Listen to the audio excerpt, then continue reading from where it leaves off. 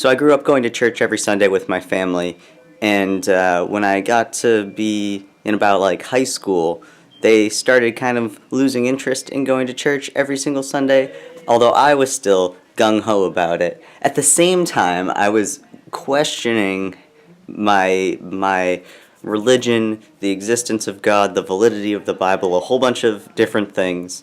But that didn't stop me from still wanting to actually go to church every single week, because I was thinking that there's like still more in here that I need to look at. And now, by luck, I found myself surrounded by this fantastic congregation at this UU church, singing in two really great choirs here. But I still don't really know a whole lot about what Unitarian Universalism, right? So I don't even know the right way that the U's go. So today after the service, I have this class that the church is putting on to kind of show people what the church is, and if I go through it, I think I'm going to be able to become a member. So let me tell you what I know now.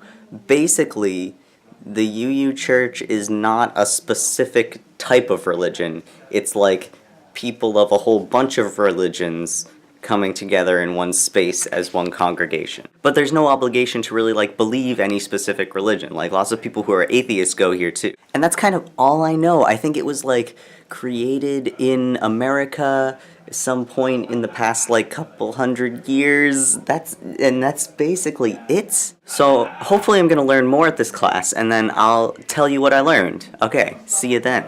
So I just got back from that like new member introductory meeting at church, and here's what I learned. So I think before I said that the UU church has been around for like possibly 100 or 200 years. No, not even that. It started in like the 1960s. Before that, it was two separate churches. So it was the Unitarian Church and the Universalist Church, and they had kind of been like flirting with each other for around 100 years before they decided to kind of become one thing. Something I was right about, though, so the church is made up of people from a bunch of different faiths, or no faith, that are all worshiping together. So this particular UU church has a full-time minister. Not all UU churches have full-time ministers or even part-time ministers, but he was at this meeting, and one of the things he said that I thought was really cool is, "What I say from the pulpit is my truth, filtered carefully and responsibly, but that doesn't mean it's your truth."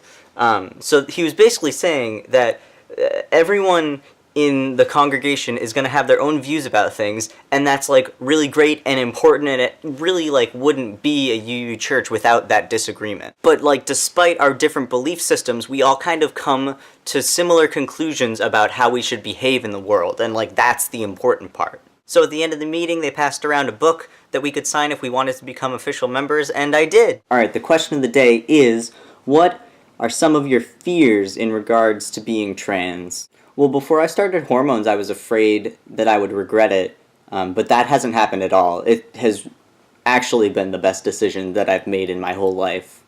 So now it's pretty much just being scared of having like bad and potentially dangerous and violent interactions with people. Because like I don't want to get hurt, and I don't want to be hated by anybody.